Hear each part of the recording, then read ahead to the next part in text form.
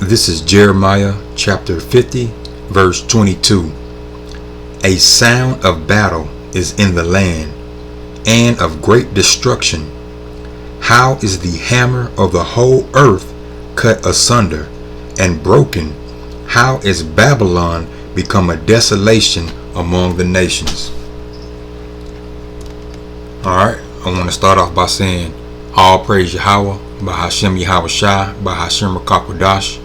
Double honors to the apostles and the elders, a great millstone who rule well, and shalom to all the Akim laboring in the work, pushing out the truth. Alright, this lesson is pretty much centered around a little short video that I watched on YouTube, and this guy's pretty much highlighting the military complex that is America, otherwise known as Babylon the Great, identified as Babylon the Great in the Bible. And I wanted to center around that because the scriptures tell you, as we just read in Jeremiah chapter 50, that Babylon the Great would be the hammer of the whole earth. And this wasn't referring to ancient Babylon. This is referring to a spiritual Babylon, which is America. It's spiritual Babylon, spiritual Sodom, spiritual Egypt. It's really spiritually all the kingdoms that we were in captivity and oppressed by, and today it has taken on this pretty much it is the revised Roman Empire. We say that all the time because that's what it is. But it's America along with the EU, those European nations, the EU and NATO, and America's a part of NATO. But anyway, so this is what this lesson is pretty much centered around. And what I'm going to do is watch the video. We'll play the video. I got a few like articles I want to read, and then I'm going to play the video all the way through. Then I want to go back because I got some times, I got some time marks noted that I want to come back and filter what the guy is saying through the scriptures. All right, so let's go check out the video.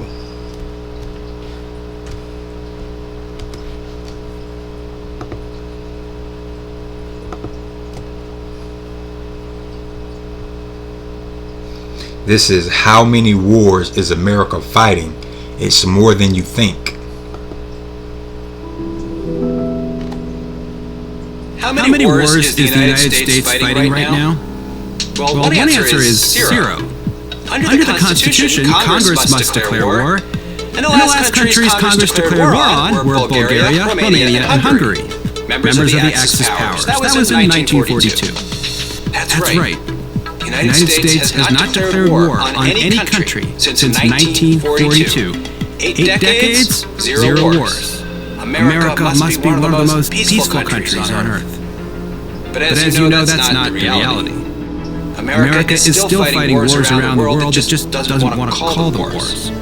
In recent years, the United States has been fighting in Afghanistan, Iraq, Libya, Pakistan, Somalia, Syria, and Yemen. 7 different countries, and those are just the ones the Pentagon officially acknowledges. The actual scope of American war-making is wider. Researchers at Brown University recently counted 14 countries in which U.S. troops were engaged in combat to fight terrorism. And then there are the forces the United States stations indefinitely overseas as part of a massive network of allies and partners. Take the Middle East. U.S. troops number around 13,000 in Kuwait, another 13,000 in Qatar, 7,000 in Bahrain, around 78,000 remain in Japan and South Korea, and that's not even getting to Germany, Djibouti, Cuba, Romania, and so on. In all, America stations about 200,000 service members overseas because it has committed them to protect by force about 1/3 of all the countries in the world. Where does that leave the other 2/3, home to most of humanity? The answer is on the receiving end. Over the last 20 years, the United States has dropped an average of 46 bombs and missiles on other countries each day. In 2016, Barack Obama's last year in office, the United States dropped upwards of 26,000 bombs on 7 countries. But not to worry, America's coercive power is not supposed to be for war. It's for military-led operations, police actions, or humanitarian interventions, bombings or surgical strikes. And of course, there's the inevitable collateral damage, a term the U.S. military created during the Vietnam War as a euphemism for dead, innocent people. At least America used to have a Department of War, calling it what it was.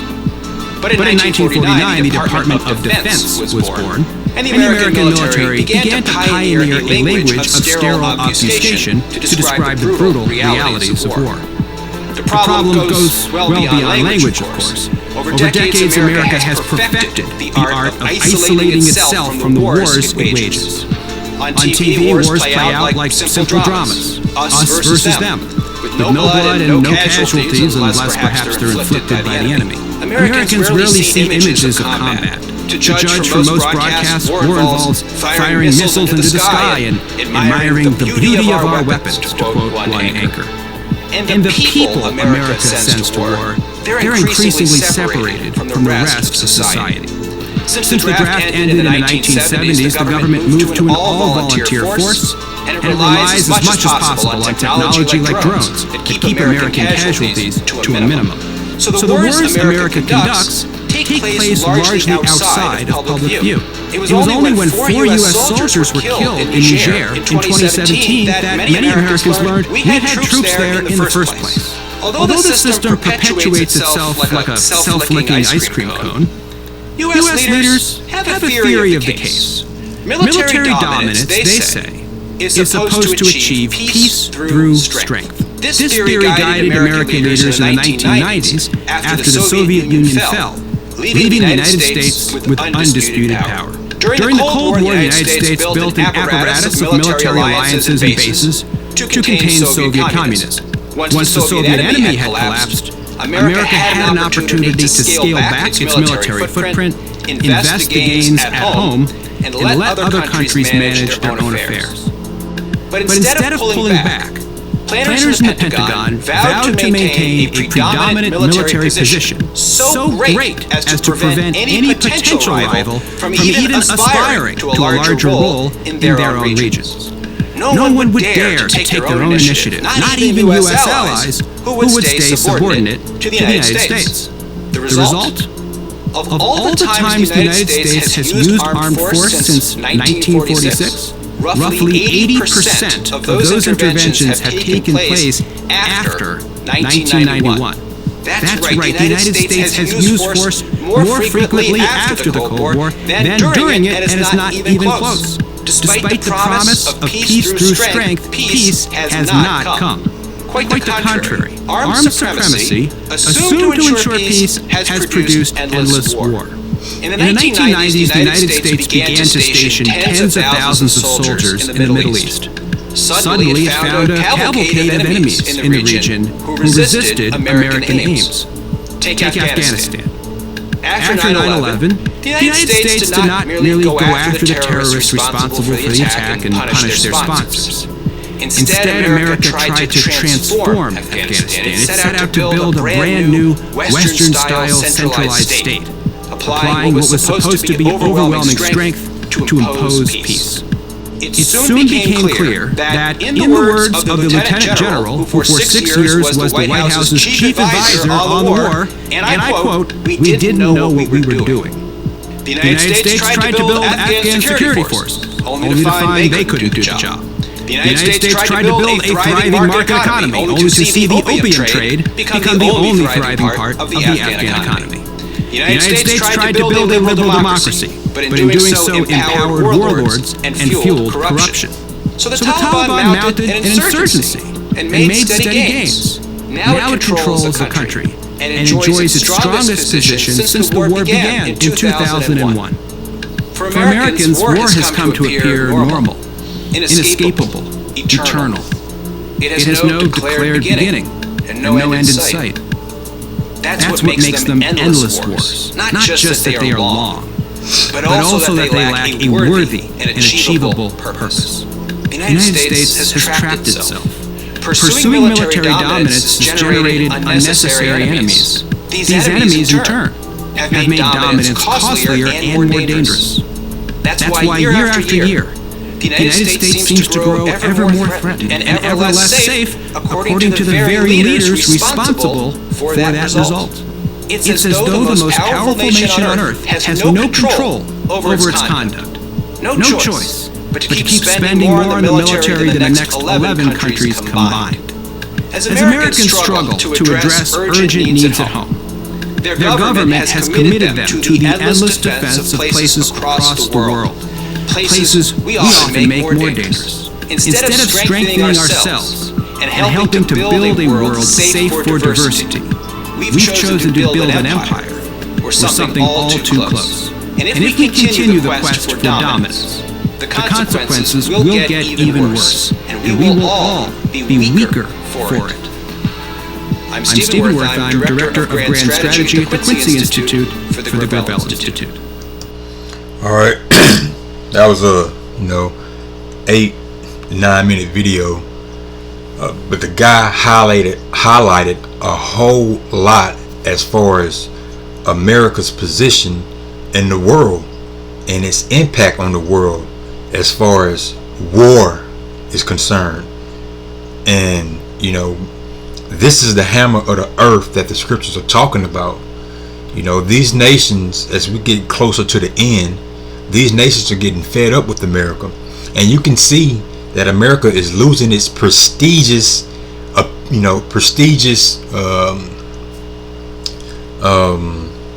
I guess title, for lack of better words, that it used to have. A lot of these countries are seeing through the bullshit that America has pushed out over the years, and even us, that's more on a geopolitical scale, but just on a domestic level.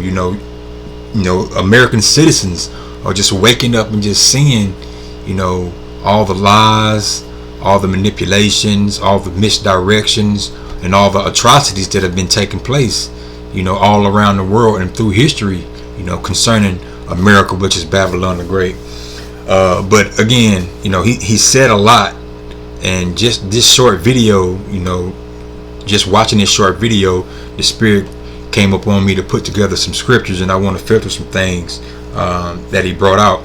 Now, the first thing I want to touch on is what he mentioned in the very beginning, the first 20 seconds. So let's go back. He was talking about the number of times that America has declared war, and I want to get a little history on that, and provide a little bit more understanding, because although America has not declared war since 1942, and that was during World War II. What America does, they use authorization for use of military force. So there's some wordplay that they use to kind of get around the Constitution, and I'm gonna read an article pretty much explaining that. But that's how despite not officially declaring war against these countries that since you've been alive, you've been knowing America to be at war with in some way or another, despite not officially declaring war, yet America is always at war. So let's listen to him. Like I said, it's just the first 20 seconds. Then I'm gonna get this little article. How many wars is the United States fighting right now? Well, one answer is zero. Under the Constitution, Congress must declare war, and the last countries Congress declared war on were Bulgaria, Romania, and Hungary, members of the Axis powers. That was in 1942. Alright. So let's get this article. It's pretty much highlighting how the founders of America framed the Constitution as far as being able to declare war. So let's read a little bit. It's important, and it's informative.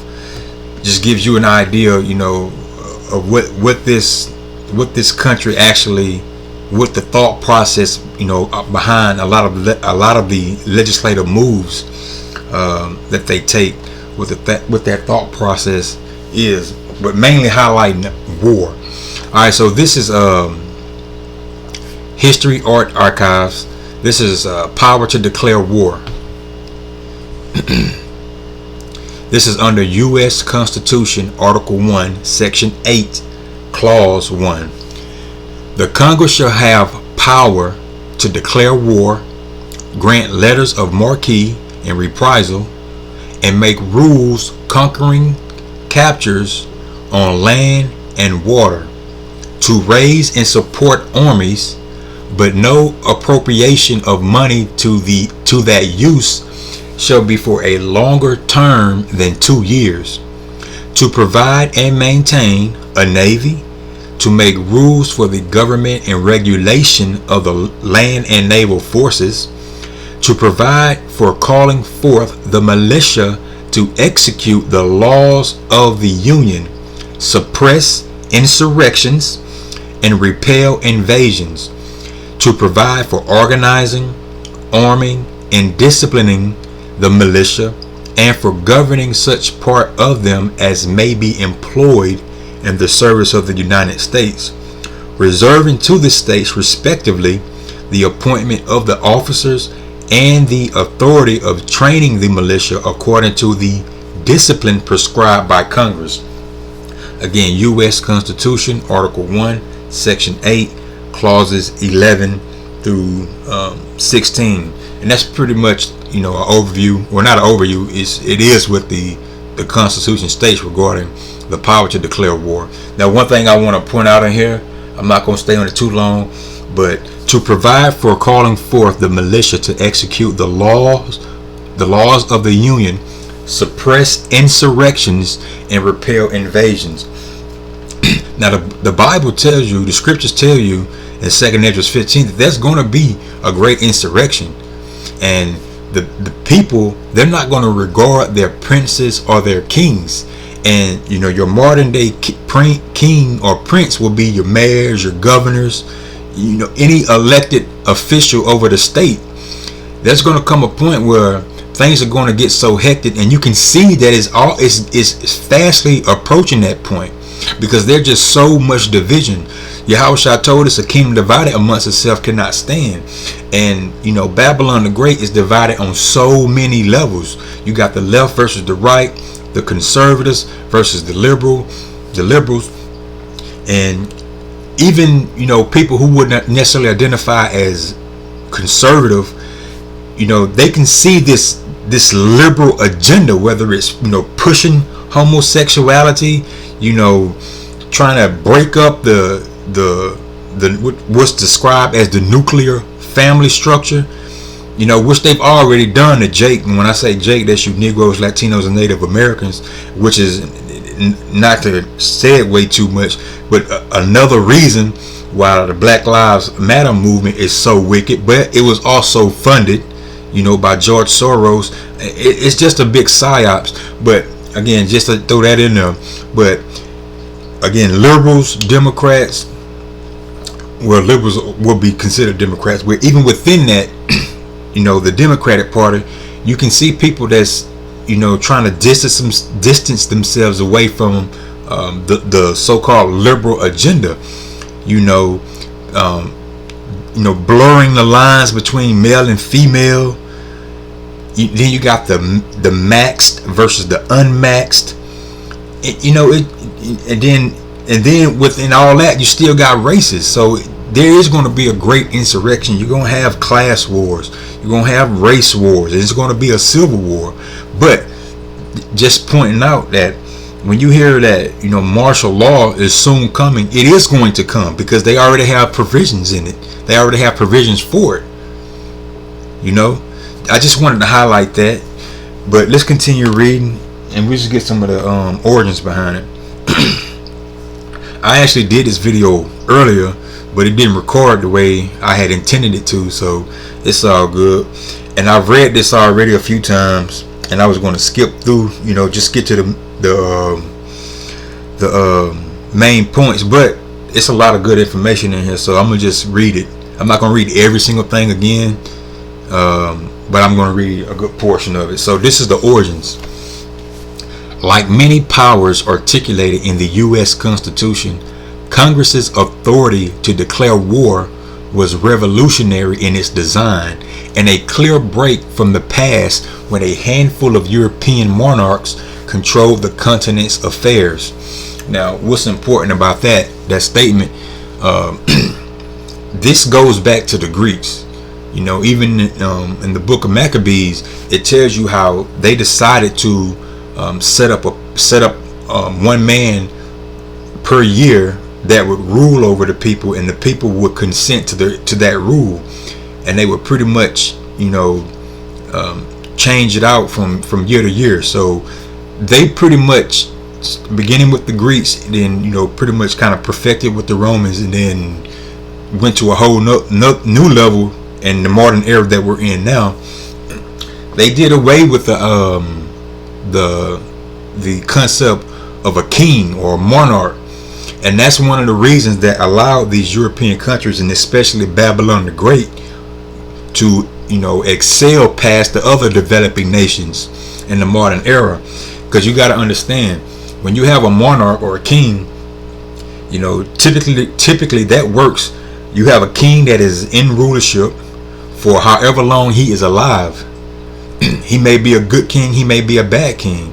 When he dies, his heirs take the throne, either his son or whatever, however it plays out. Now, you may have a good king. He may be strong, he may be courageous, he may go to battle with his troops, he may be wise and and his dealings with other nations. Then he may have a son who's a coward, who gets punked out by other nations, or who's greedy, or who's just a demon, and just puts hell on his own people, and he's in power for 40 years or 50 years or however long he's alive, and then his son takes the throne. So you have all these years of poor rulership or poor judgment, and that can drive a nation down, drive a kingdom down. So that was one of the factors that contributed to America's success as far as how it's governed. Because if you have somebody in office for a year, or somebody in office for 4 years, it does two things. One, the people that elect that choose that person.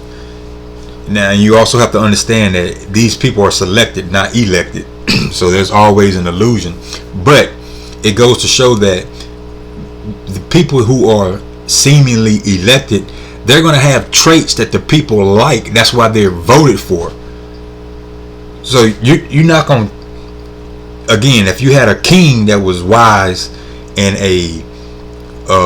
his son was a coward and greedy, and he had another brother that was a potential heir, and he was strong and more wise, and they was able to vote, of course they would vote for the one that was wise and strong, and not the one that's greedy and weak. So having that concept of being able to pick a person with attributes that you like, whether it works out or not works out, the idea is that, one, you have a little trust because you're picking somebody that you see something in, and if it don't work out, it's not going to last for long. In addition to the checks and balances with the legislative branch and the judicial branch. So that's just a little understanding of how the construction of the U.S. government helped it propel past these other nations, and why they broke from following the tradition of monarchs and kings. So let me read that again, and hopefully that made sense. So, like many powers articulated in the U.S. Constitution, Congress's authority to declare war was revolutionary in its design and a clear break from the past when a handful of European monarchs controlled the continent's affairs. The framers of the Constitution, reluctant to concentrate too much influence in the hands of too few, denied the office of the president the authority to go to war unilaterally. If America was going to survive as a republic, they reasoned declarations of war required careful debate and open forums among the public's representatives. So basically, the president, which would be in, the executive branch unilaterally, meaning that branch, with him being the head of it, could by itself declare war, and they wanted to keep that from happening. The provision of the constituting Slovakia, and they're going to mention it, but basically, had they not done it like that, which it's still kind of, the reasoning was, you're basically creating a elected monarch or an elected king if he still has that same type of power. But anyway, they're going to explain it in this next paragraph or the one after, but let's continue reading. The provision of the Constitution giving the war-making powers to Congress was dictated, as I understand it, by the following reasons. A young first-term congressman named Abraham Lincoln wrote in 1848, during America's war with Mexico, kings had always been involving and impoverishing their people in wars, pretending generally, if not always, that the good of the people was the object. This, our constitutional convention understood to be the most oppressive of all kingly oppressions, and they resolved to so frame the Constitution that no one man should hold the power of bringing this oppression upon us. So that was the thought process behind it. But let's continue reading. Constitutional framing. Initially, delegates to the Constitutional Convention discussed America's war powers in general terms, briefly mentioning the common defense, security of liberty, and general welfare of the country's citizens. Then, in early June 1787, Charles Pinckney of South Carolina argued for a vigorous executive reopening the war powers issue. But to give the office war-making powers would turn the president into an elected monarch. Pinckney argued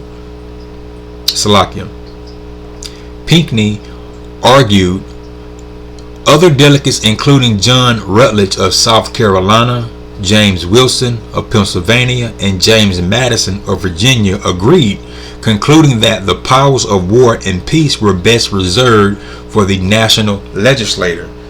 So basically, he was arguing, hey, he brought up the war issue again, basically saying, hey, we shouldn't give the president or the executive branch all that power in making war. So, all right, next paragraph. By August, the framers had yet to decide where to vest the country's war powers. Pierce Butler of South Carolina favored the executive office as best suited to make war. But there was a growing sense that such monumental responsibility belonged with the legislative branch.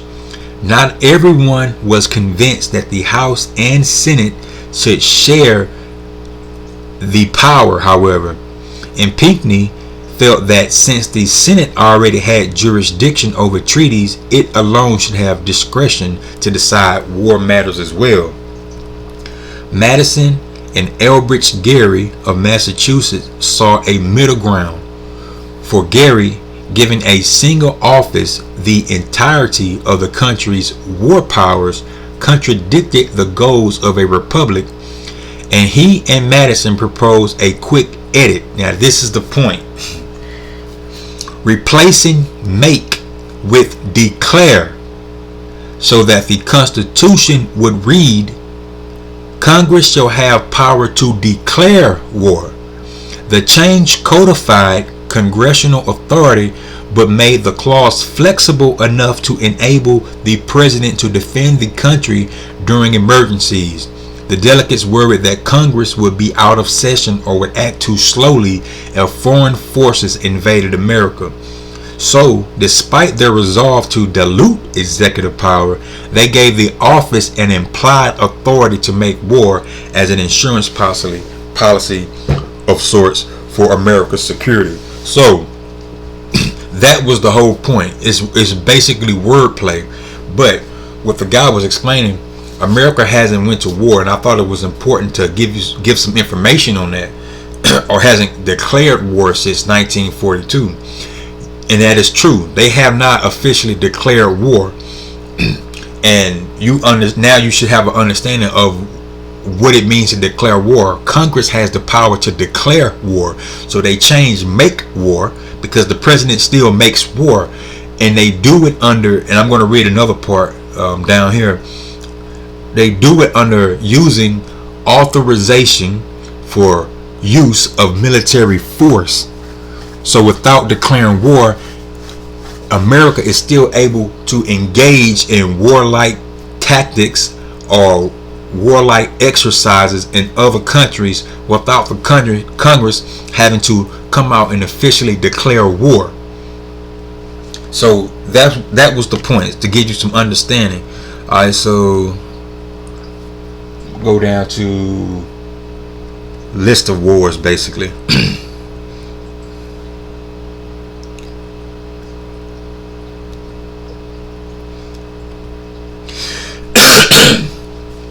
Now this is a list of the wars that America has actually, declared war. Alright, so declarations of war and authorization for the use of military force. Alright, so since 1789, Congress has declared war 11 times against 10 countries. And that's 11 times against 10 countries because it was Germany twice in World War I and World War II.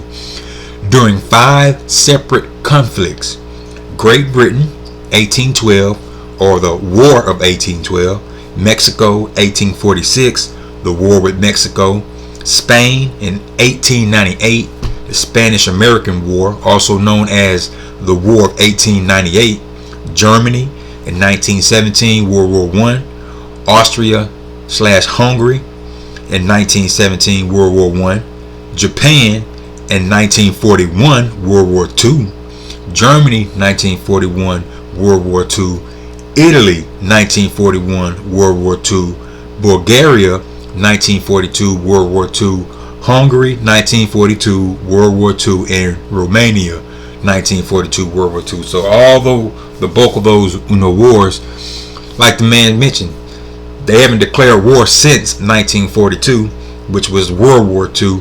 But this is the list of the times that America has declared war. And again, I thought this was important too, because like he mentioned that America has only declared war against Germany, Austria, and Hungary. But just for edification, America has declared war 11 times, and this is the list.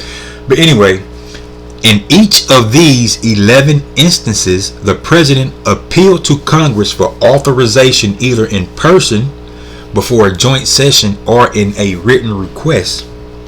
Far more common, especially in the modern era, have been congressional authorizations for the use of military force, or AUMF, abroad, and that's what America acts under now. Historically, AUMFs have been much narrower in scope and much more limited than former declarations of war, such as when Congress gave the president clearance to protect American ships against French aggression in 1789 and against Tripoli's navy in 1802. After World War II, however, AUMFs became much broader, often granting presidents sweeping authority to engage America's military around the world. Take, for example, the Tonkin Gulf Resolution of 1964. As communist forces in Vietnam took increasingly militaristic actions against U.S. forces, Congress authorized the president in sweeping but vague language to promote the maintenance of international peace and security in Southeast Asia. In fact, despite engaging in conflicts in places like Vietnam and Iraq over the last 70 years, Congress has not declared war since 1942. Rather, the individual congressional AUMFs have been interpreted as fully empowering the president to prosecute the wars, according to law professor Curtis A. Bradley and Jack L. Goldsmith, although the concept of the AUMF has existed since the start of the Republic, the specific use of the term became commonplace in the 1990s during the Gulf War. Alright, so that was just like a little history on it. And this is an actual list. You know, we read the list of the wars, but you know, you can put your eyes on it in, you know, chronological order. Alright. Now the next thing I want to go to, the guy mentioned in the video, the how America is pretty much in 1/3 of the country. So let's go back to the video.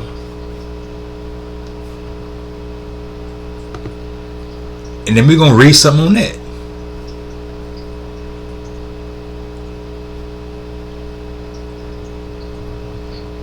Let me see. Pakistan, Somalia, Syria, and Yemen. 7 different countries, and those are just the ones the Pentagon officially acknowledges.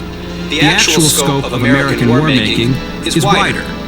Researchers at Brown University recently counted 14 countries in which U.S. troops were engaged in combat to fight terrorism. And then there are the forces of the United States stationed indefinitely overseas as part of a massive network of allies and partners. Take the Middle East. U.S. troops number around 13,000 in Kuwait, another 13,000 in Qatar, 7,000 in Bahrain, around 78,000 remain in Japan and South Korea, and that's not even getting to Germany, Djibouti, Cuba, Romania, and so on. In all, America stations about 200,000 service members overseas because it has committed them to protect by force about 1/3 of all the countries in the world. Where does that leave the other 2/3, home to most of humanity? The answer is on the receiving end. Now you heard it.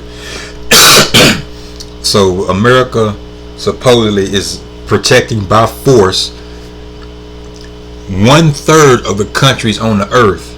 And he said it good. Where does that leave the other countries, the other 2/3, on the receiving end?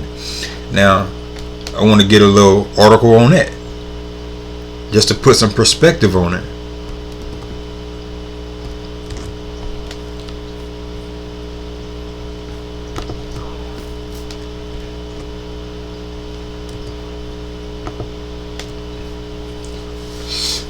Alright, this is back in 2019. This is the Smithsonian magazine, and it is, this map shows where in the world the U.S. military is combating terrorism. The infographic reveals for the first time that the U.S. is now operating in 40% of the world's nations. What did we read in Jeremiah 50? This is the hammer of the earth. There is no mistaking what Babylon the Great is. There's no mistaking who the king of the earth is. This is Esau, Edom, the so-called white man, but specifically America, Babylon the Great. 40% of the world's nations. I don't think I'm going to read the article, but I mainly wanted to highlight this map. So let me zoom in. It says 80 affected countries engaged through, and this is a breakdown of the countries. These numbers you're seeing right here on the left of the screen. So 40 U.S. military bases, 65 counter-terrorism training, 26 U.S. military exercises, 14 U.S. troops in combat. Again, it's not 14 troops, it's countries. 7 countries where air and drone strikes. Now let's look at the key. Then I'm gonna scroll, zoom out, so you can look at the world map to get a better understanding of what the hell America is doing. It's no different than Rome. Its military is overstretched. Its economy is falling the same way Rome fell. The same way this place is going to fall. Now it's the epitome of Rome, or the embodiment of Rome.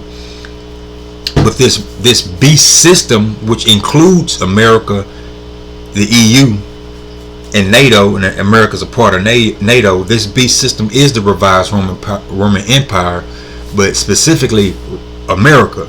All right, so let's read this key. So U.S. counterterrorism activity, and this was in 2017 to 2018, and this key gives you, the breakdown of it. So the first one is, the first symbol represents U.S. military bases or lily pads.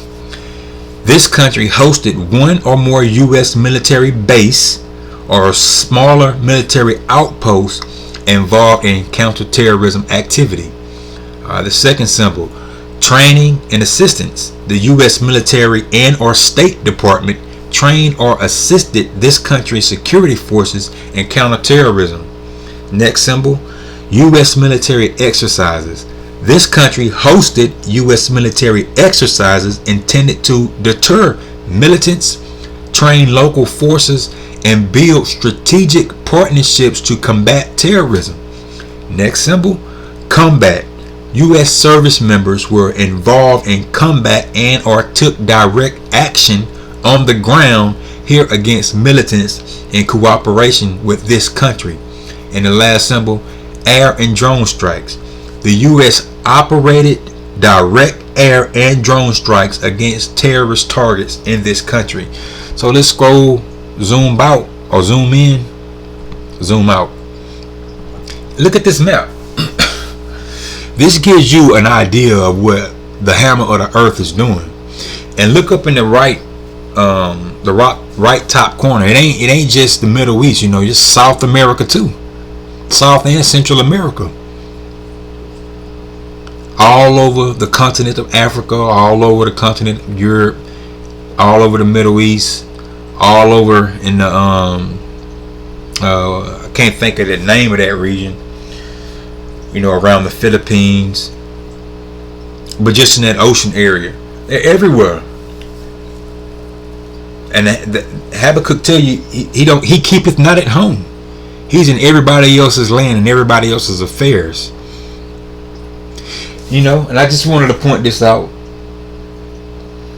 Alright, so Salakia. You get the point. I wasn't going to read too much into that. Now, I want to go back to the video. This ain't it ain't even really that big a deal, but I want to point it out anyway.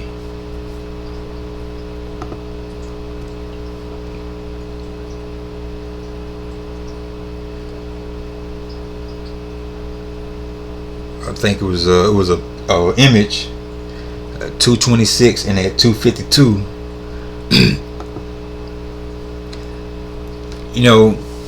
It ain't that big a deal. It depends on how much you want to read into it. It's just all through the spirit. But when we tell you Esau, Edom, this is the red man. This is the red horse.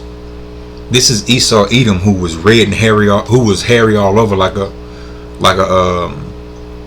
who was red all over like a hairy garment, because they're not actually white. Just like we're not actually black, we're different shades of brown. They're pink or reddish because they lack pigmentation or melanin. Well, this is just the image, and I want to show the next image, which really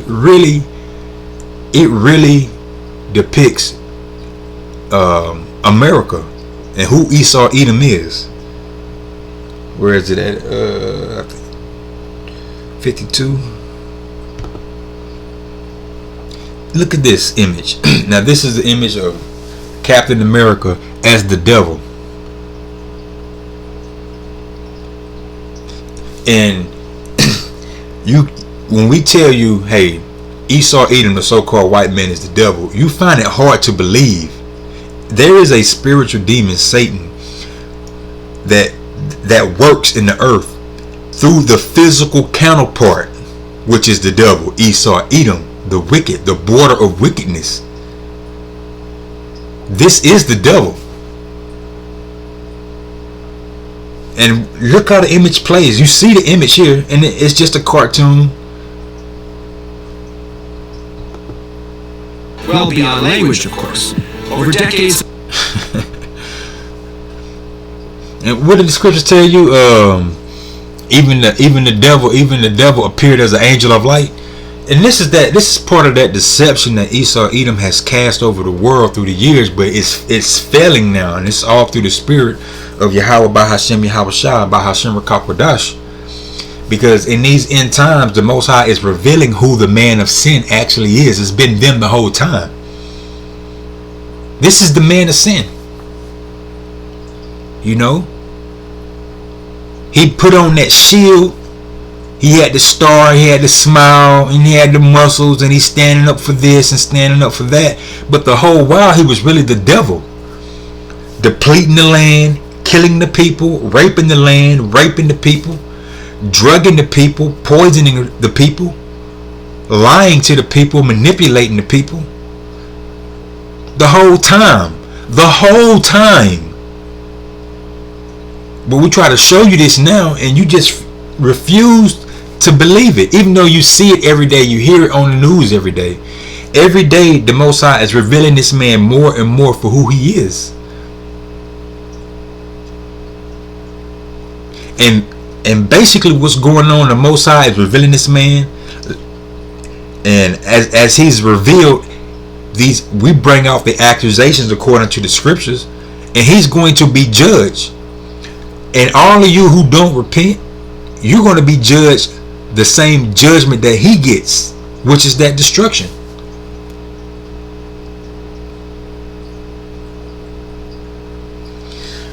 Alright, so I definitely wanted to point out that image. I hope it resonates with you. I'm going to play it back a little bit more. See how he just transformed. To describe the brutal realities of war. The problem goes well beyond language, of course. Over decades, America... And again, that transformation goes into humanitarian efforts. It goes into Peace Corps.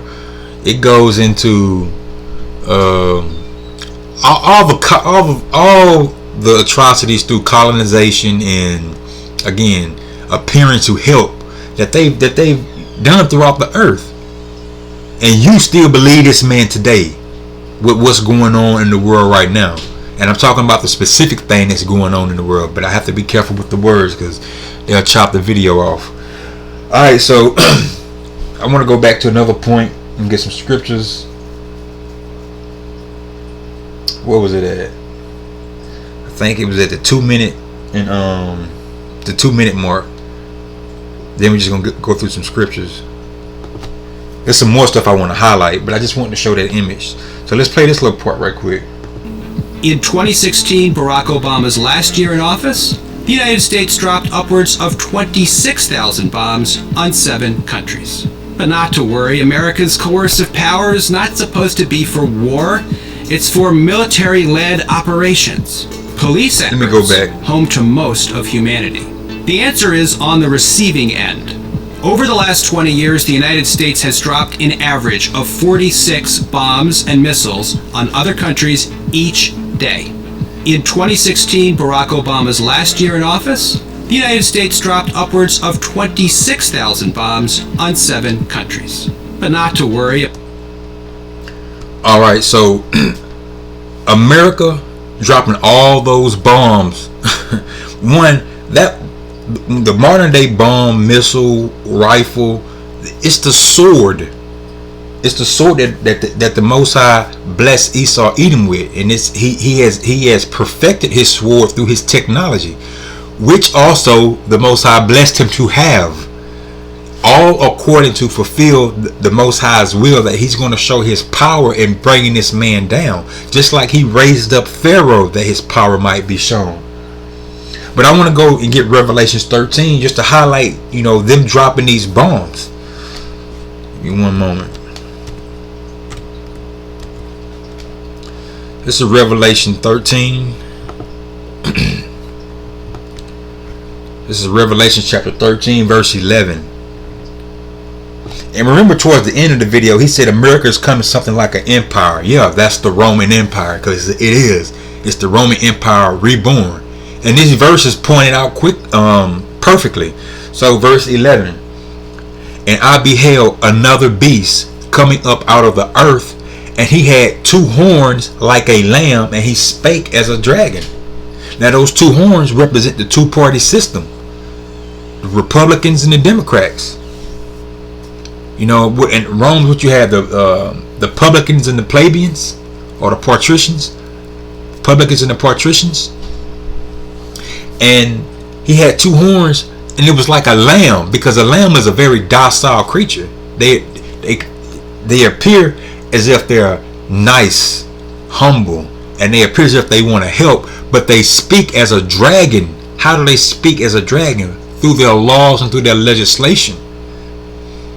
We just read a little small example of how they tweak laws or tweak words in order to be able to feel okay, morally okay with their actions. Just changing the word from make to declare.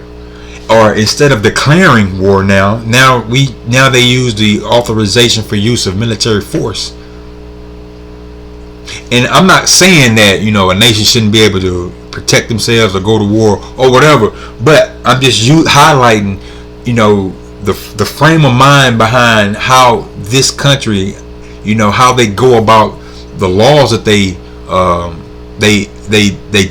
make, or how they go about their actions, and what's the word I'm looking for? Their actions are I can't even think of the word. Backed up, for lack of better words. Their actions are backed up by their laws, and their legislation. But that's how they speak. It's these draconian measures, and that's just going to get worse. I was just using that to highlight, how they frame the Constitution as far as being able to go to war. But you see these draconian laws all around the world, especially in Australia, with what's going on. All the mandates, and it's only going to get worse. Can't do this, can't go here unless you have this, unless you have that, and ultimately it's going to lead, to the MOTB, which is spoke about down here in these later verses. But I don't want to get sidetracked. So verse 11 again, and I beheld another beast coming up out of the earth, and he had two horns like a lamb, two-party system. That lamb is appearing to help, and he spake as a dragon. That's the draconian laws, legislation. And he exerciseth all the power of the first beast before him, and causeth the earth and them which dwell therein to worship the first beast, whose deadly wound was healed. That's the Roman Empire, the ancient Roman Empire. That deadly wound was in 476 AD when Rome fell. Then you had the period of the Renaissance. Then then you had the period of the so-called Dark Ages, and then you had the Renaissance, or the rebirth into what you have today, which is America, the EU, and NATO, which is the beast, just the revised Roman Empire. That's the deadly wound that was healed. And he exercised all the power of the first beast. Same military tactics, same, geopolitical tactics, same economic tactics, just on same pagan ways, same ways of making laws. It's just grown into a worldwide conglomerate.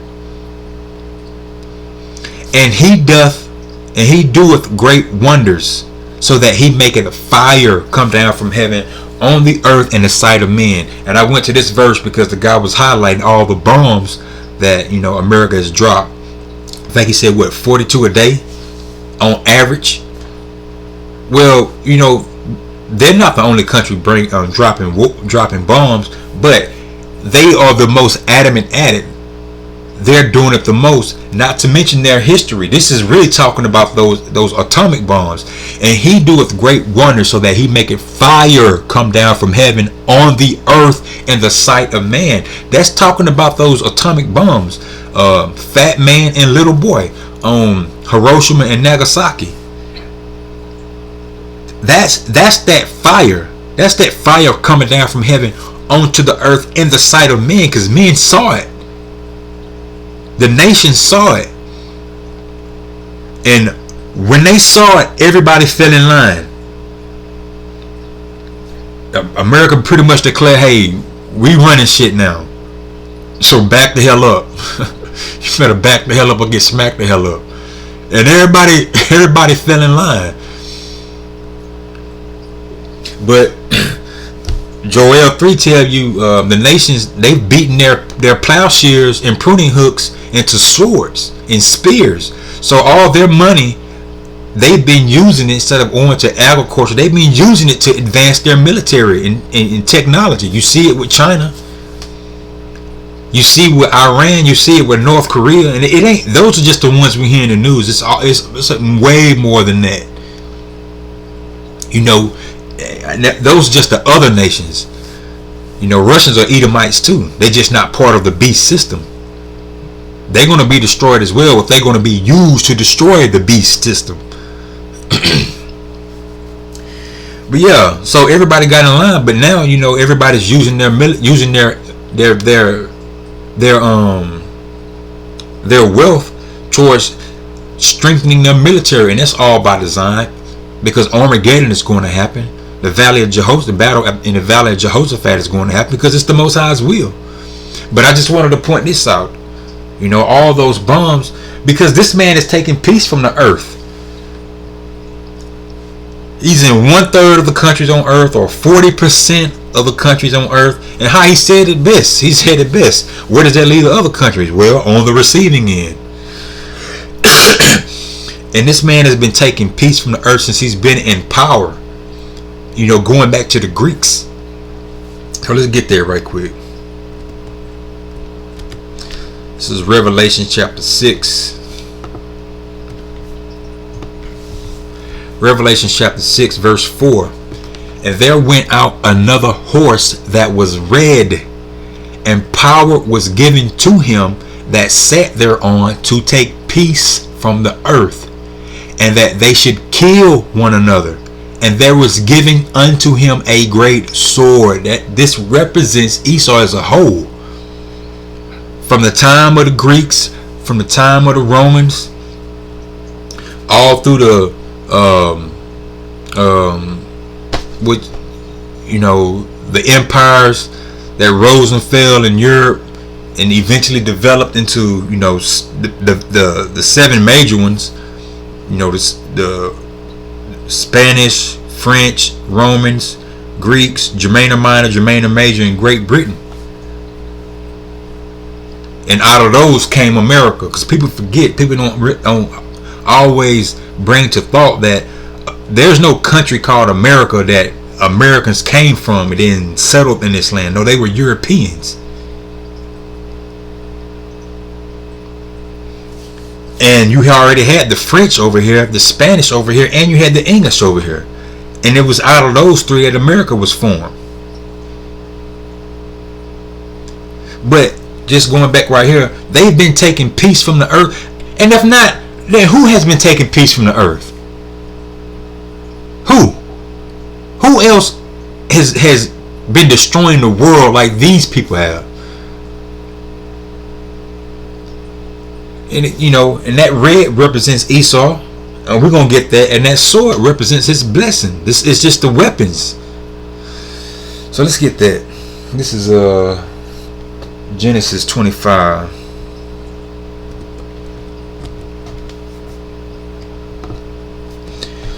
So this is Genesis chapter 25, and we're going to start at 23. And you should know the story on this. If you haven't, pretty much, this is Rebecca. She's getting ready to have two twins. She was up in age. Angel told her she was going to have two twins, and they was fighting. She didn't know why they was fighting, so she asked the Most High why they fighting. And he told her they're going to be two separate people, two separate nations. And this is the account of that. So this is Genesis chapter 25 verse 23. And Yahweh said unto her, I might as well start at 22. And the children struggled together within her. They were fighting. This is why we try to tell you, you know, Esau and Edom, you know, Edom is the so-called white man, and you Jakes come from Jacob, the 12 tribes. You Negroes, Latinos, and Native Americans, and this is why they hate you so much. It's a spiritual hatred. The separation of the people was a spiritual thing, because Jacob, you're the seed of the righteous. Esau is the seed of the wicked, the seed of the serpent. They don't mean an actual serpent. Ain't no serpent people or lizard people. It's just spirits. We got different spirits, and that's why there's always been that hatred. And they're going to hate you. It's not going to go away. You're not going to hold hands. And though they join hand in hand, they shall be thrust through. Now I'm misquoting that because it's actually two scriptures. It says all that are joined unto them shall be thrust through. That's one of them. And then the second one is though they join hand in hand, the wicked shall not go unpunished. You're not going to save them. They can't be saved. You need to be trying to save yourself. Anyway, and the children struggled together within her, and she said, if it be so, why am I thus? And she went to inquire of Yahweh. And Yahweh said unto her, 2 nations are in thy womb, and 2 manner of people shall be separated from thy bowels. 2 nations. And the one people shall be stronger than the other, and the elder shall serve the younger. And let's see who the elder was. And when her days to be delivered were fulfilled, behold, there were twins in her womb. And the first came out red all over like a hairy garment, and they called his name Esau. And he was red because he didn't have any melanin. He didn't have any pigmentation. Everybody else was the same. That's why Jacob wasn't described. His color wasn't described. Only Esau, because he was the one that was different. And after that, let me make this point. Let me go ahead and make this point. This is for the most part, because we all know how genes work, and you're going to have some Jakes that look like Esau, and you're going to have some Edomites that look like Jake. It just all goes back to the actual bloodline or the lineage of the forefathers, and none of us can trace our actual forefathers all the way back to the 12 tribes. But it's in these last days, it's the spirit that beareth witness that we are the children of the Most High. So I just wanted to make that quick point. But anyway, like I said, for the most part, you Negroes, Latinos, and Native Americans, for the most part, you're the 12 tribes. Alright. And after that came out his brother, Salakia, verse 26. And after that came his brother out, and his hand took hold on Esau's heel, and his name was called Jacob. And Isaac was 80 years old when she bare him. So Esau was red. That's what that represents. It represented something. That's why the dragon in Revelation 12 is described as red. That's why that horse is described as red. That's why Esau is described as red. Let's go to Genesis 27 right quick, because that's his blessing was the sword. These scriptures are here for us. We just didn't have the understanding until these last days. These preachers didn't teach us shit. It wasn't given to them. And Edom definitely wasn't going to teach you this. One, he couldn't understand it for himself. The upper elite, they know who the true Israelites are. But your everyday, preacher, they don't know this shit. I'm talking about the so-called Edomite. I can't even say that. Because sometimes I find it hard to believe. You got to be full of shit or to call yourself a pastor or a preacher and you not know this. No matter what nation you from. If you ain't teaching it, then you full of shit. You a false prophet. Whether you Jake or Esau, because it's clear. But again, this is a testament to the Most High's power, pouring out His Spirit. That giving people like me. I ain't nobody. I don't have the greatest speech. I'm not Joel Osteen. I ain't damn TD Jakes or Creflo Dollar. We just speak in plain speech, but we understand the scriptures through the Spirit. Now we had men to teach us, starting with the apostles of Great Millstone, the elders, and the brothers on down. But the Most High has put the Spirit in these last days, quickening His men, quickening with the Spirit of truth, the Spirit of life, all around the world. And it's just regular men. Alright, so this is Genesis 27 and 38. Genesis chapter 27, verse 38.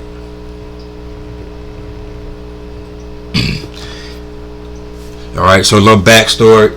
This is Isaac. Isaac was on his deathbed, getting ready to give up the spirit. And before he was going to die, he was going to bless his son. Now, he liked Esau better. And this goes to show you, Esau just wasn't some person, wasn't just some heathen, who didn't understand the laws of the Most High, because his father, he came from Abraham and Isaac, just like Jacob did. The blessing was destined to go through Jacob. The promise, the covenant of the promise was just destined to go through Jacob. But Esau, his daddy was Isaac. You don't think he knew the laws? He just didn't care. He just didn't care about it. But anyway, he was getting ready to die. Not right at this time, but he was getting ready to pass. He was old in age. And Rebekah, their mother, the angel had already told her that the promise was going to go to Jacob. So she knew that that Jacob needed to go receive that blessing. Now Esau had already sold his birthright to Jacob. You can go back and read that history. So anyway, Rebekah, Esau went out to go fix Isaac some venison, and as he was going out, Rebekah, I'm just giving you a little backstory, so you understand what's going on. I don't know who reading this or who's watching this, but as Esau was out, Rebekah, told Jacob to go in and put some, goat fur in his arms to appear hairy like Esau, and go and receive the blessing. And he received the blessing. So that's what's going on. So he received the blessing. Then Esau came back, and Isaac had already blessed Jacob with the promise, but he did give Esau a blessing. So here we go right here. So we're gonna get straight to the point. If you want to go back and read this history, go back and read it. So straight to the point, verse 38. And Esau said unto his father, Hast thou but one blessing? Now I'm going to start at verse 37. And Isaac answered and said unto Esau, Behold, I have made him thy lord, talking about Jacob, and all his brethren have I given to him for servants, and with corn and wine have I sustained him. And what shall I now do unto thee, my son? Basically saying, I've already blessed, I already gave the blessing to Jacob. And Esau said unto his father, Hast thou but one blessing, my father? Bless me, even me also, O my father. And Esau lifted up his voice and wept.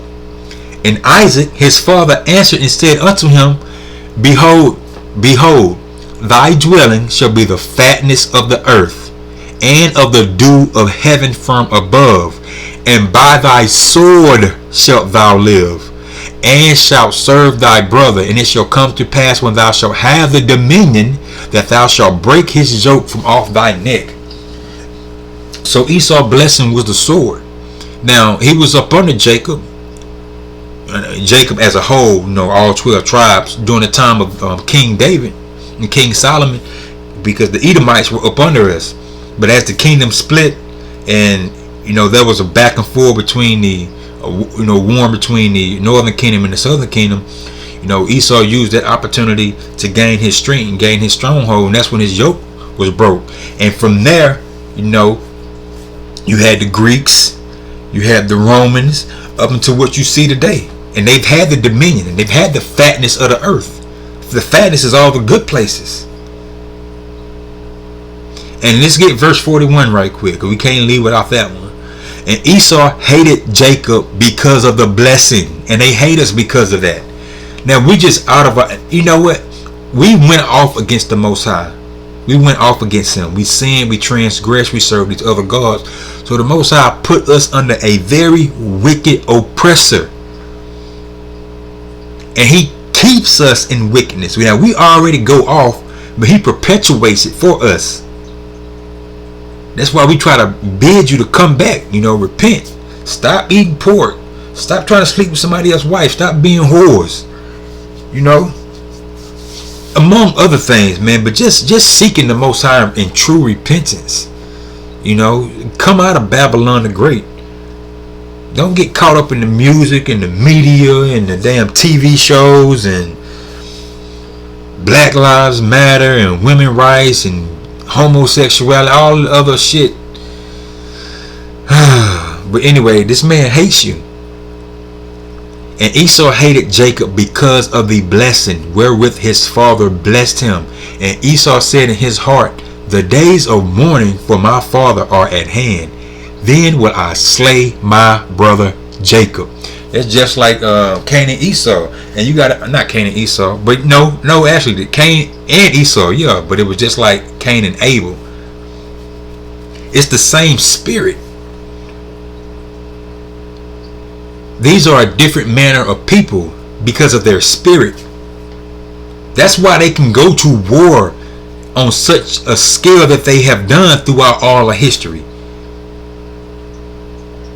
That's why they can poison people or poison the earth on the scale that they have done throughout history. That's why they're trying to kill your ass so much, Jake. That's why they're trying to push this new world order. Because they just have a totally different spirit than you. Your mind is just corrupted and full of dross. And if you're not trying to purge that dross out, now the Most High has to be working with you, of course. You're gonna get left here and melted. Alright, so that was the sword. That was his blessing, the sword. Esau is red. So when you go back to Revelation 6, you understand. Revelation 6 and 4, that red horse represents, them taking peace from the earth. That represents them. Represents Esau, Edom, and his blessing, the sword. Now the Most High gave him that blessing. When we tell you the Most High creates everything, he creates everything. So let's get Isaiah 54. So this is Isaiah chapter 54, verse 16. Now he gave Esau the wisdom and the technology and the understanding to break atoms and can do nuclear fusion. I ain't a scientist, so I don't know all the steps to it. But you have some general idea from school. Behold, I have created the smith that bloweth the coals in the fire, and that bringeth forth an instrument for his work. And I have created the waster to destroy. Now what is a smith?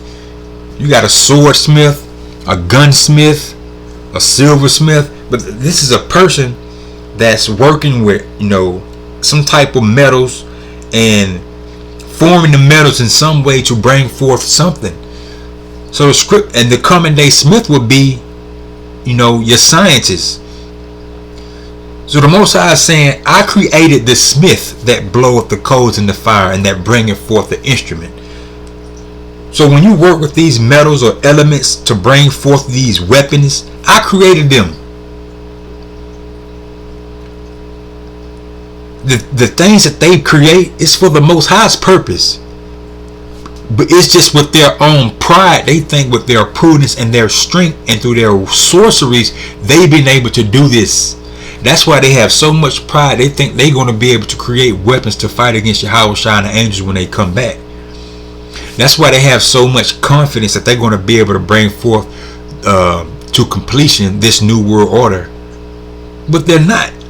It's just prophesied to happen up to a point. They're going to get to a point, but they're not going to get the elect. And we pray that we are of the hopeful elect. 2/3 of our people are going to be deceived, so they're not winning anything. The people that they deceive are the people that the Most High rejected. Behold, I have created the smith that bloweth the coals in the fire, and that bringeth forth an instrument for his work. And I have created the waster to destroy. The scientist, I think he was an engineer or nuclear scientist, nuclear engineer, Oppenheimer, I can't think of his first name, when they created the atomic bomb, he was quoting a line or a scripture from a text. I don't, not a scripture as far as the Bible, but an ancient Indian text. I can't think of the name of it, but they worship, one of them false gods. And there was a line in there that says, "I have become the destroyer of worlds." And when he created it, or when they completed, because he was instrumental in creating the atomic bomb, that's the quote he said. He said, "I have become the destroyer of worlds." Because you got to understand, the atomic bomb and their nuclear bombs now, those are that's why it's only been so-called only been used on another nation that one time. But it set the course for where we're at now. No, everybody's trying to get them. That's why you got the concept of mutually assured destruction. But what did Most High say? "I have created the waster to destroy." What did Oppenheimer quote? "I have become the destroyer of worlds." And Salakia. And what did God say? There's no end to these wars. No, it's not an end, except them coming to an end. I might as well get verse 17. "No weapon that is formed against thee shall prosper, and every tongue that shall rise against thee in judgment thou shalt condemn. This is the heritage of the servants of Yahweh, and their righteousness is of me, saith Yahweh." So the Most High is saying, I created them. I created the wicked for the day of evil.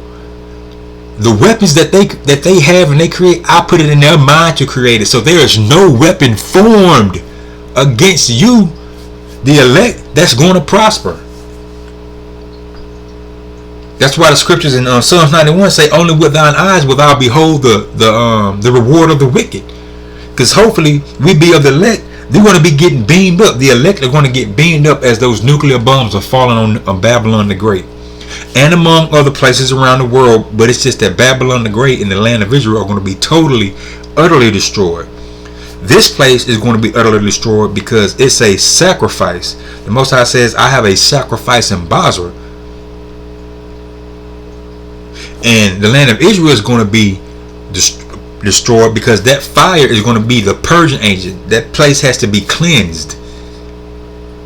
It's full of wickedness. It's been trodden down of the Gentiles until the time of the Gentiles be fulfilled, and we are fast approaching the time of the Gentiles being fulfilled. That's why this word is coming out so much. But the Most High point being, the Most High gave them that technology, gave them the understanding to be able to do that. So I'm gonna read verse 16 one more time, and then we're gonna get Proverbs. We're gonna go get Proverbs chapter 16. "Behold, I have created the smith that bloweth the coals and the fire, and that bringeth forth an instrument for his work. And I have created the waster to destroy." All right, let's go to Proverbs 16. Proverbs 16 and 4. This is Proverbs chapter 16 verse 4. "Yahweh hath made all things for himself, yea, even the wicked for the day of evil." How much plainer can you get once we tell you the Most High controls everything? I mean, when you say stuff like, when you hear the phrase that, "Oh, the Most High, no, God is just love, Jesus is just love," you know what? You denying the glory of the Most High, because the Most High does everything. He's controlling everything. You deny him of his glory. See, what you don't understand, the Most High is going to be glorified two ways. He's going to be glorified in his wrath when he brings the destruction of this place and the other nations, and he's going to be glorified in his mercy by showing mercy on the elect in delivering them from his wrath. But he's going to be glorified in both. "Yahweh hath made all things for himself, yea, even the wicked for the day of evil." He made them for that. You know why he made them for that? Because that's a snare. He gave them the blessing of the sword, and then tells them those that live by the sword are going to die by the sword. Since thou hast not hated blood, blood shall pursue thee. Ezekiel 35. Matter of fact, let's get Revelations 9. Let's go back to Revelations 13.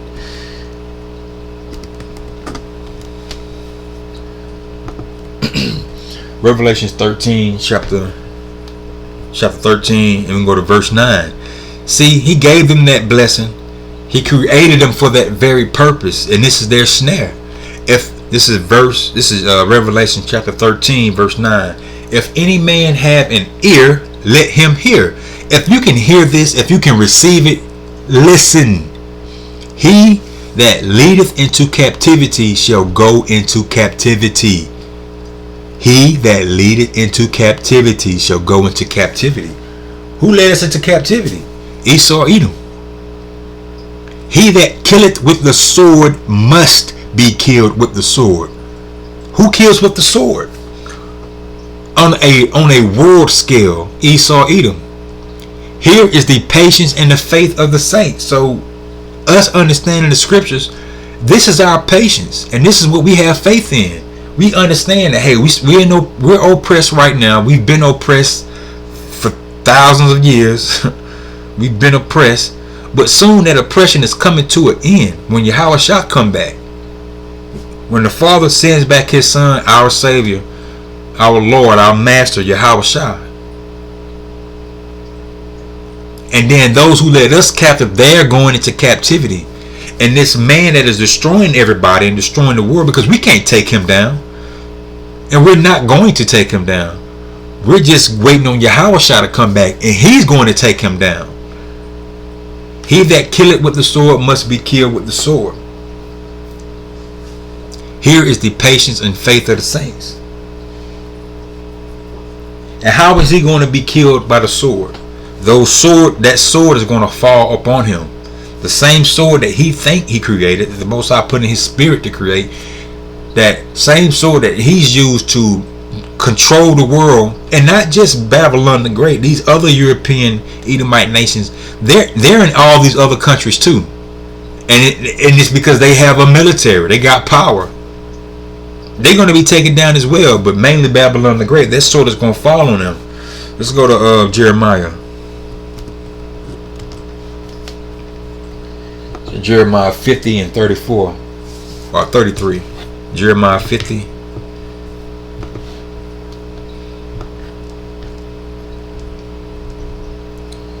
Jeremiah 50 chapter, we go to 33.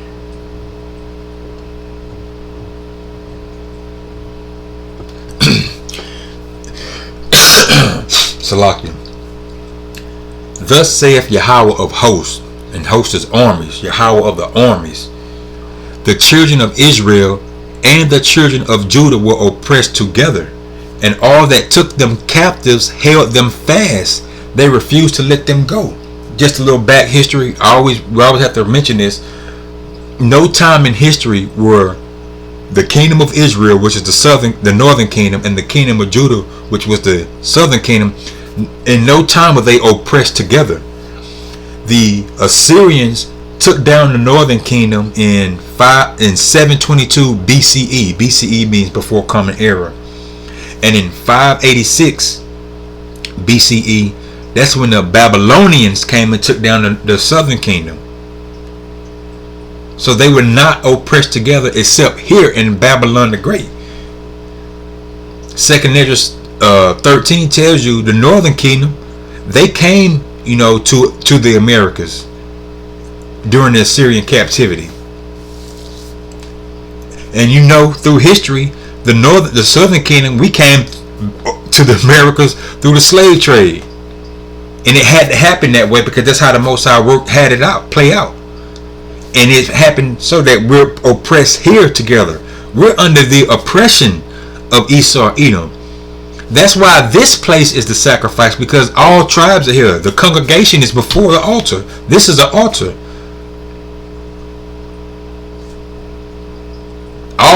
All the tribes are here. You got the men preaching this word, mainly in Babylon the Great, but it's coming out throughout the whole world. And the Most High is going to burn this place. And the people are going to be the lambs and the fat. Tell you that in Joel 3. This place is a sacrifice because everybody's here. Alright, so verse 35. Just a little, history on that. A sword is upon the Chaldeans, saith Yahweh. Hold on, I didn't finish that. I skipped that. Let me go back to 33 because I skipped 34.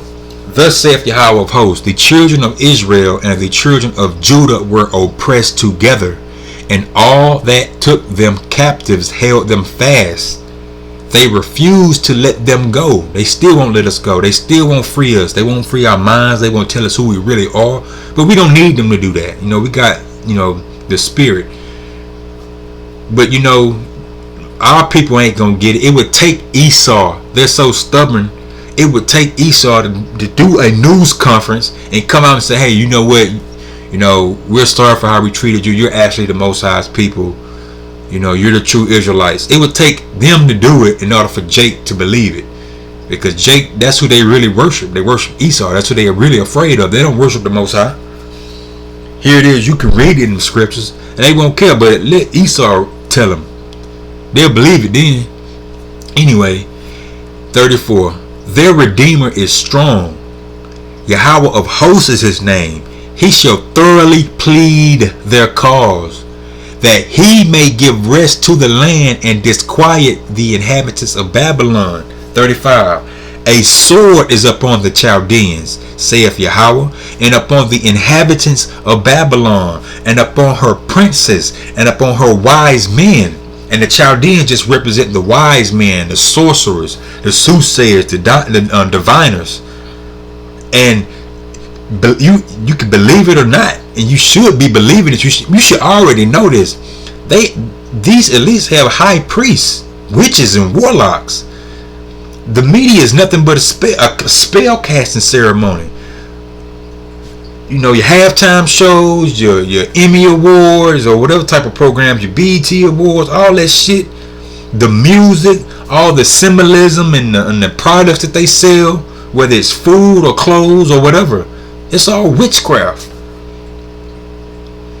36.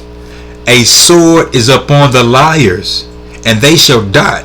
A sword is upon a sword is upon her mighty men, and they shall be dismayed. A sword is upon their horses, and upon their chariots, and upon all the mingled people that are in the midst of her, and they shall become as women. A sword is upon her treasures, and they shall be robbed. So that sword is just representing those missiles, that destruction.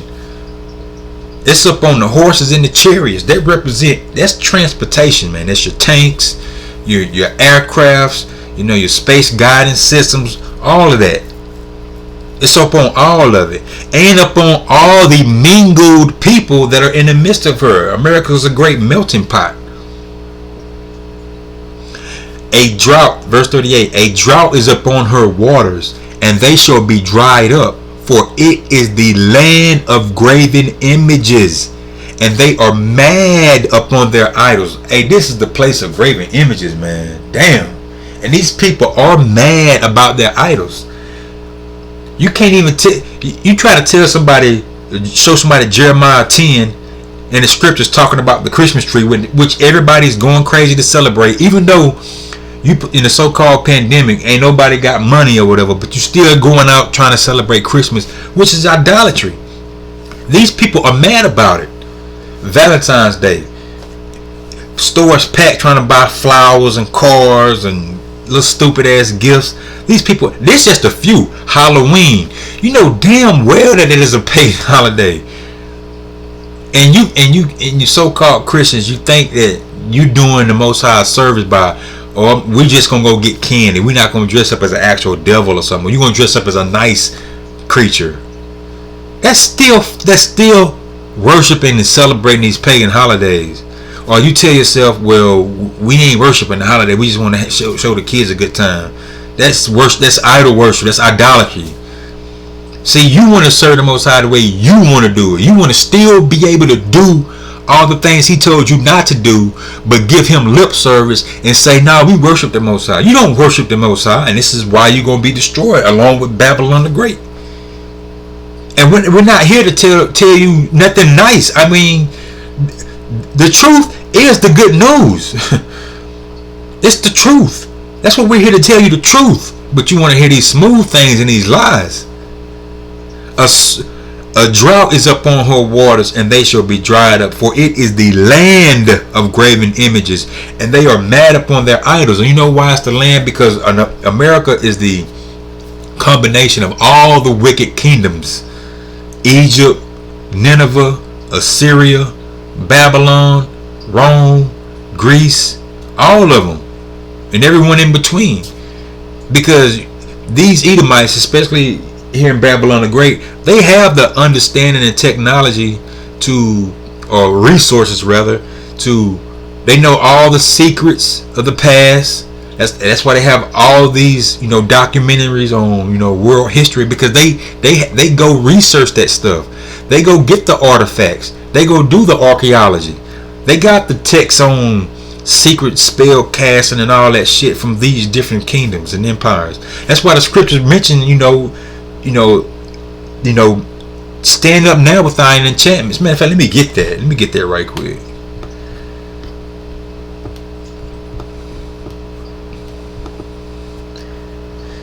That Isaiah 47. I ain't gonna make it long. Even in Isaiah 19, same thing.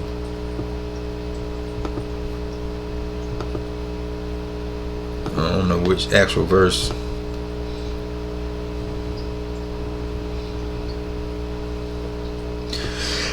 Verse 10. This is tying real good. So this is Isaiah chapter 47, verse 10. For thou hast trusted in thy wickedness. Thou hast said, none seeth me.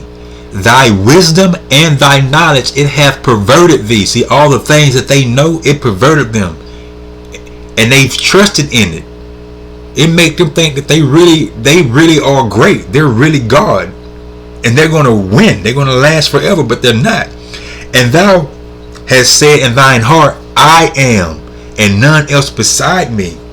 Therefore shall evil come upon thee. Thou shalt not know from whence it riseth. And mischief shall fall upon thee. Thou shalt not be able to put it off. And desolation shall come upon thee suddenly, which thou shalt not know. Verse 12. Stand now with thine enchantments, and with the multitude of thy sorceries, wherein thou hast labored from thy youth. If so be, thou shalt be able to profit.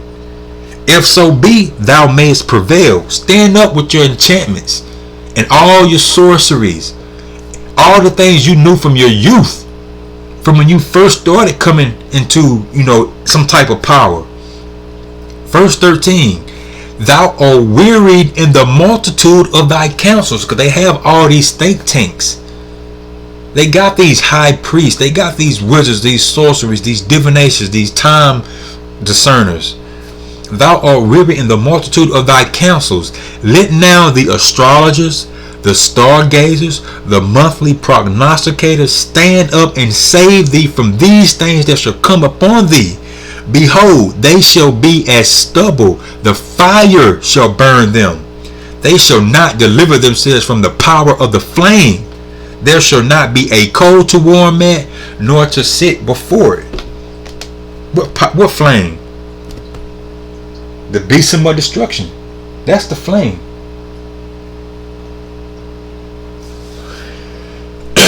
Alright, let's go back to the video right quick.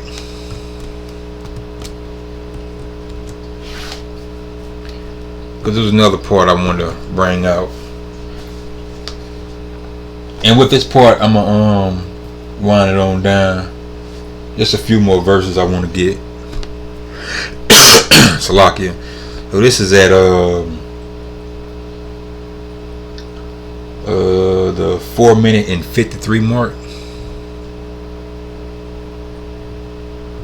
And it's just something real quick. He mentioned the allies, and I want to pull that out, and that'll kind of lead me to close the lesson up. So let's start here. military position so great as to prevent any potential rival from even aspiring to a larger role in their own regions. No one would dare to take their own initiative, not even U.S. allies who would stay subordinate to the United States. And that's the point I want to focus on going out. The allies of America are subordinate. You know why? Because America is that stout horn. America has the biggest military, has the most military might. You know, they're all in league, so to speak, but America is the whore that's riding the beast back. It's part of the beast, but the other nations are carrying her. And what I mean by carrying her is they go as she goes. As she say this, they back her up. And she don't necessarily back them up.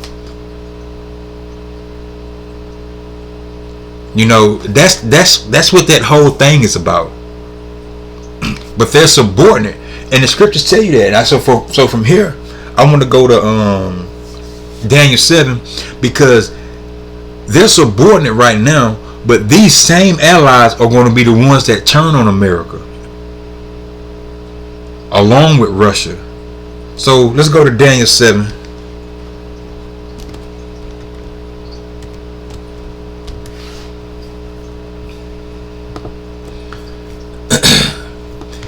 This is Daniel chapter 7 verse 7, and the point is at 20, but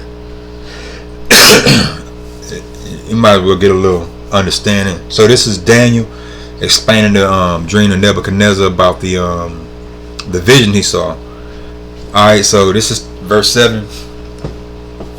After this I saw in the night vision, and behold, a fourth beast, dreadful and terrible, and strong exceedingly, and it had great iron teeth. It devoured and brake in pieces, and stamped the residue with the feet of it. And it was diverse from all the beasts that were before it, and it had 10 horns. This is described. What Daniel seen here is a dragon, but this dragon represents the ancient Roman Empire. This is what's being described. The iron teeth, the 10 horns, it's the ancient Roman Empire. Verse 8. I considered the horns, and behold, there came up among them another little horn, before whom there were 3 of the first horns plucked up by the roots. And behold, in this horn were eyes like the eyes of man, and a mouth speaking great things. That little horn is America. Those 10 horns are all. This horn came out of the dragon. It's still a part of it. Those 3 horns that were plucked up before were Great Britain, France, and Spain, because those were the nations that America came from. You had this British American War, the Spanish American War, and the French American War. Those nations were already here, you know, plowing the land, trying to divide it up. And again, there's no country called America where Americans came from and then sailed over here and then started fighting with them. No, they're all Europeans. They're all Edomites. But out of those 3, you had America. I considered the horns, and behold, there came up among them another little horn, before whom there were 3 of the first horns plucked up by the roots. And behold, in this horn were eyes like the eyes of man, and a mouth speaking great things. And you got to understand, the whole dragon, this dragon represents the Roman Empire. You know, the features of it represent these Edomite nations that were either to come or had came. It's just a representative of what they look, you know, what this animal looked like. This beast, this dragon, it is a dragon, which is the Roman Empire, and its features represent the different Edomite nations. Alright, and let's jump down to 20.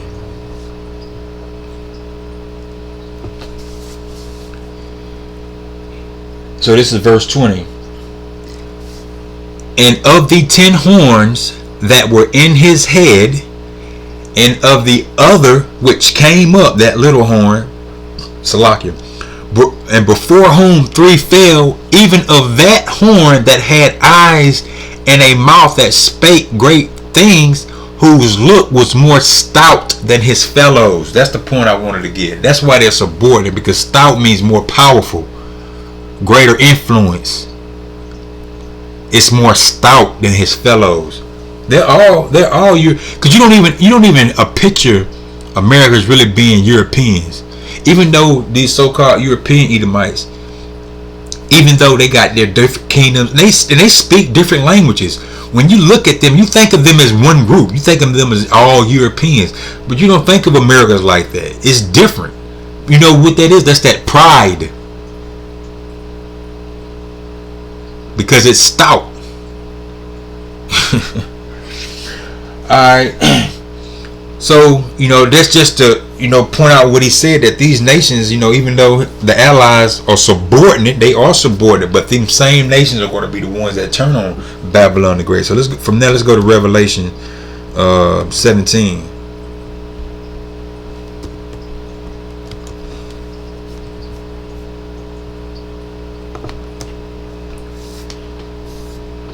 This is Revelation chapter 17,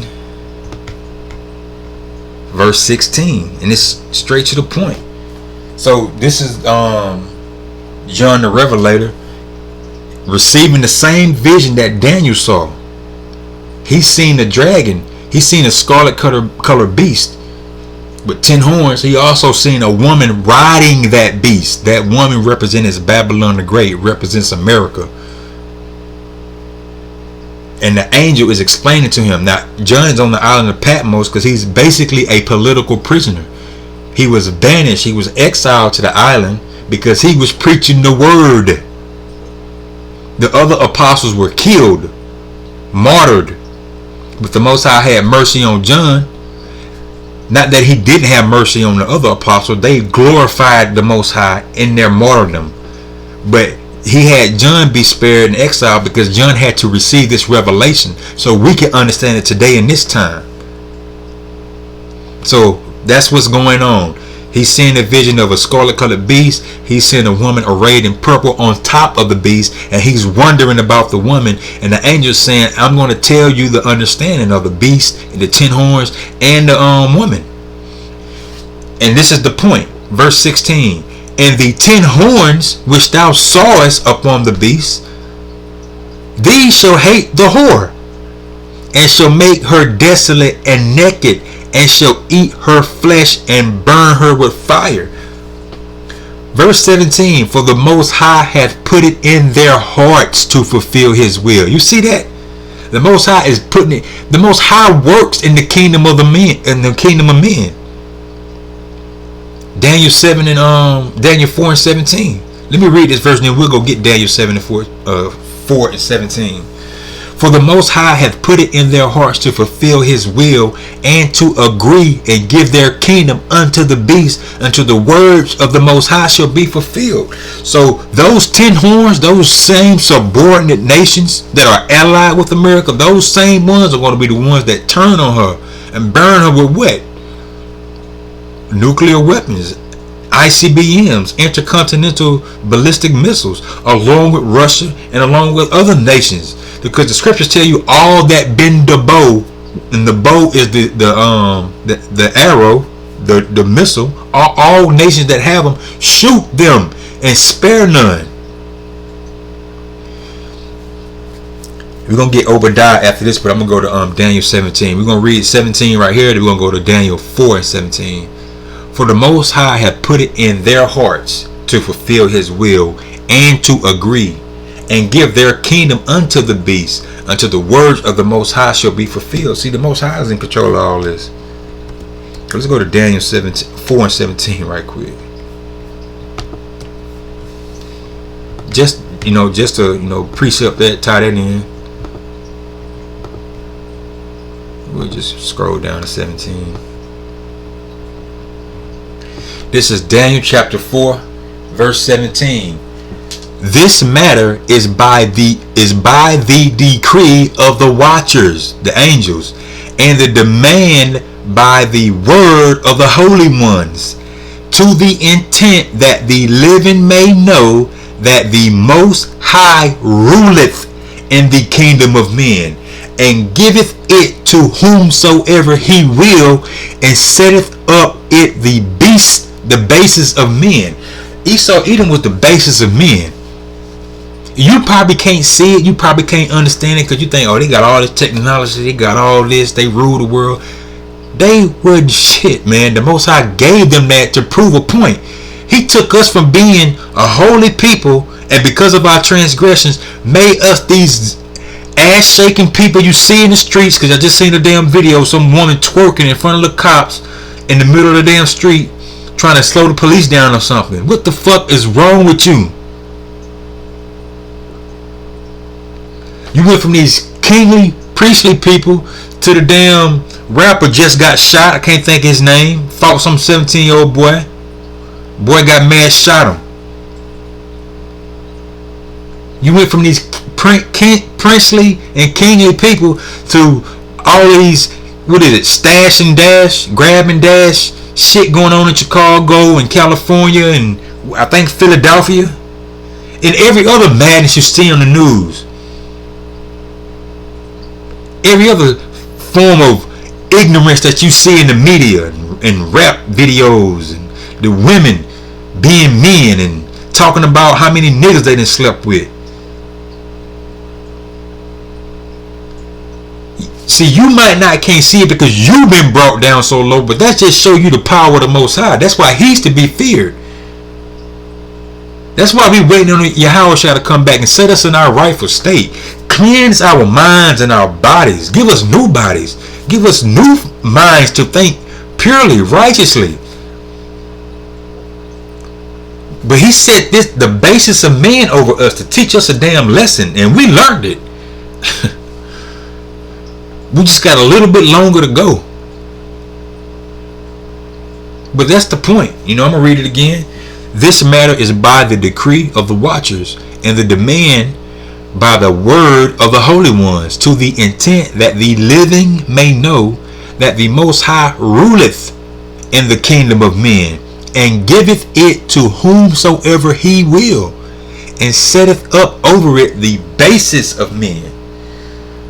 Alright, last one I'm gonna get is Obadiah, just to tie in to you know these subordinate nations, these allies. They're gonna turn on Babylon the Great, and it's all the Most High's will, because he just said it. He's gonna put it in their spirit to fulfill his will.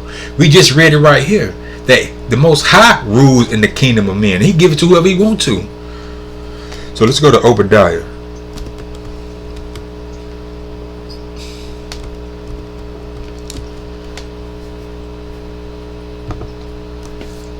Verse 6. So this is Obadiah chapter 1 verse 6. How are the things of Esau searched out? How are his hidden things sought up? Well, how? Through the Spirit of the Most High in these last days, because he's revealing this man. The man of sin is being revealed. He's hidden these things from us, but he hasn't hid anything from the Most High. And the Most High has their tongue fall upon them. That means he has whistleblowers, he has insiders, all this technology. He has cameras now, people recording stuff, all this technology, the internet, so we can get information of what's going on in the other world, not other world, but around the world.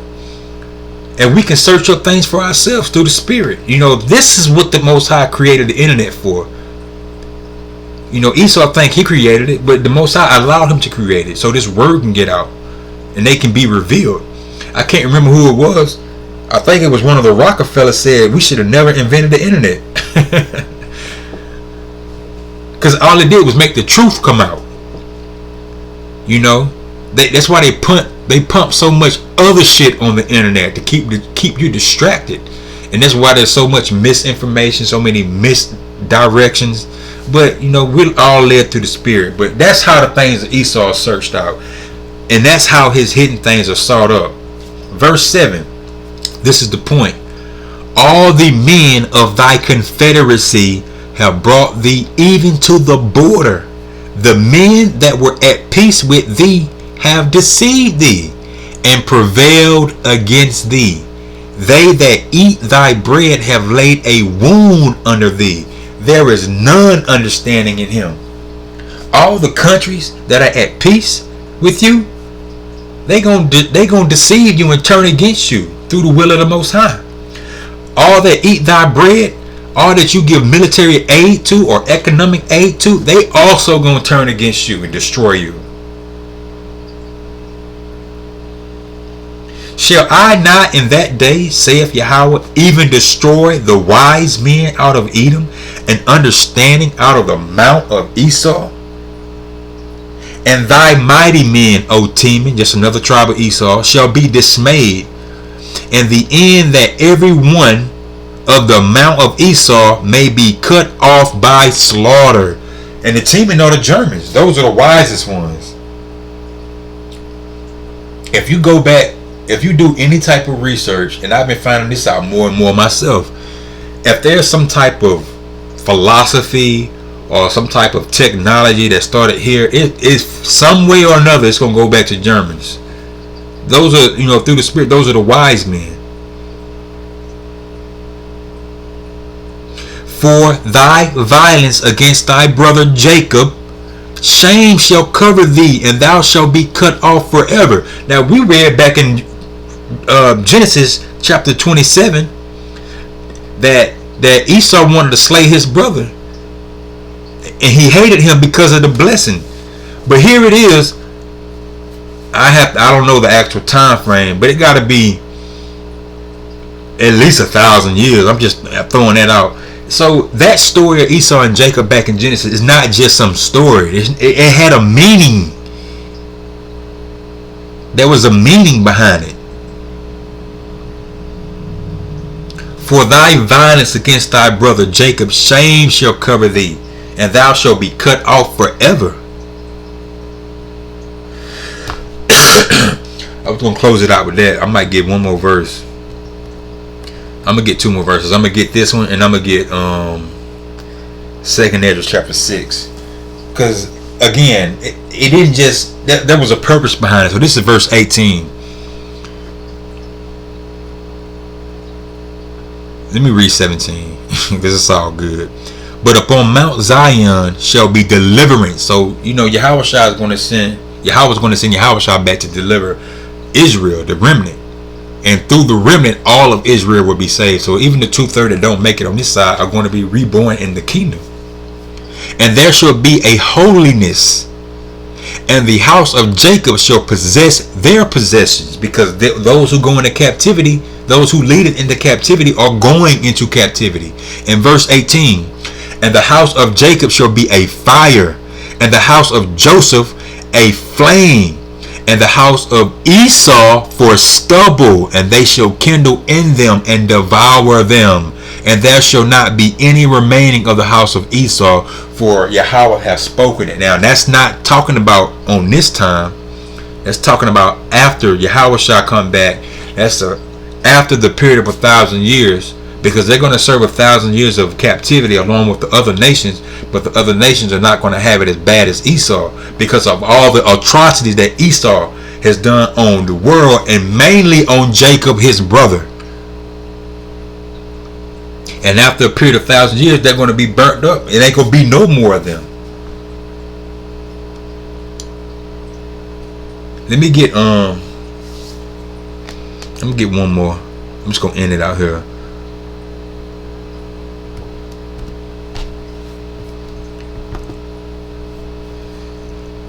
I want to get 2nd Ezra 6 and 9 since I mentioned it.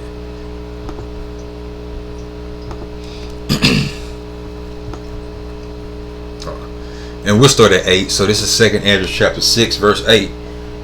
And he said unto me, now let me start at 7. Then answered I and said, what shall be the parting asunder of the times, or when shall be the end of the first and the beginning of it that followeth? So you got the prophet Ezra's asking the angel, what are the signs of the times? What's going to be the end of this age and the beginning of the one that's coming? When is the kingdom going to come?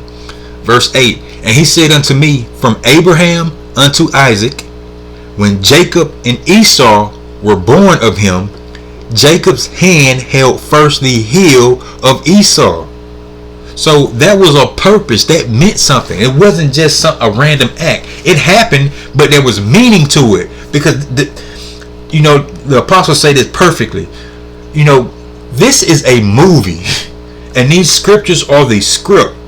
And in the movie, the director, when he writes something in the script, everything has a purpose.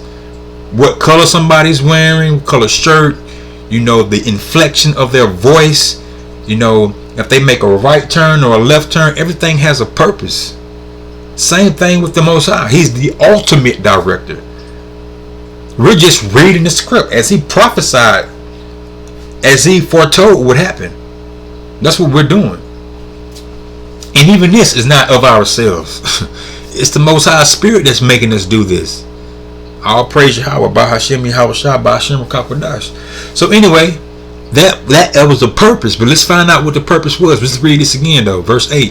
And he said unto me, from Abraham unto Isaac, when Jacob and Esau were born of him, Jacob's hand held first the heel of Esau. Why?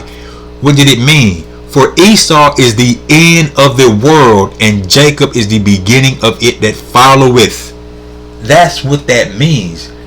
Esau is the end of this age, because he's going to bring about the end of this age on himself through the will of the Most High. And then it's going to be finished off with Yahweh and the chariots, shooting those lasers down on here and those other nations. But when this man is taken down, when his age is over, when his rulership is over, Jacob's begins. Because who's going to bring Esau down? Yahweh Shai. And when Yahweh Shai comes back to bring him down, he's going to be setting up the kingdom of heaven, which the Israelites are going to inherit.